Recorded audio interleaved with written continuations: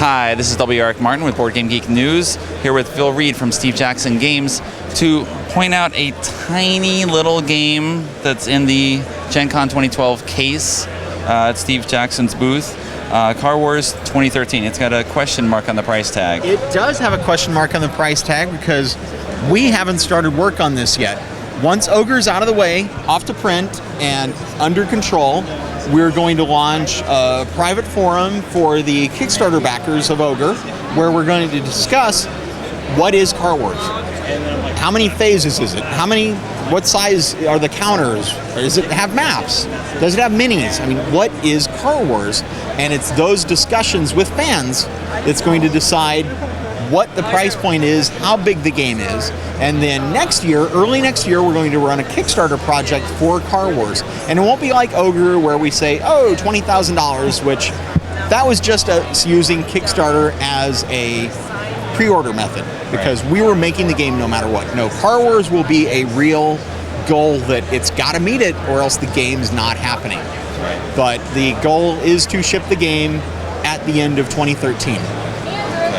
And again, so right now it's really just up in the air on everything. Everything is up in the air. The only thing that we know is there will be a Car Wars game next year, and it will be guided by the fans. Okay. And to participate right now, you said it, so the Ogre backers can participate in this forum. Are there other avenues for people? Or are you getting other feedback? So right now, the Ogre backers are going to be the ones on the initial planning. It's going to be about a 30-day window on the forums where we lock down all the details.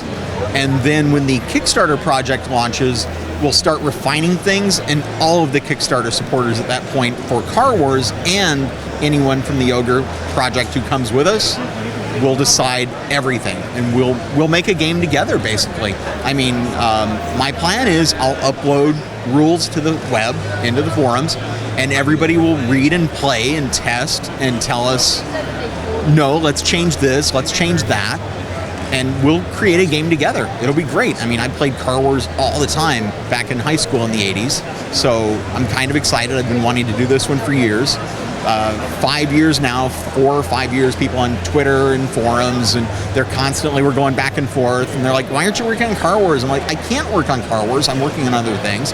I want to, but now we've promised, and we're going to do it. It'll be interesting to see the response. I mean, I know as well, my best friend a long time ago would make up comic strips and do all sorts of stuff, just immerse in this world. And there's a lot of nostalgia that comes back into play here.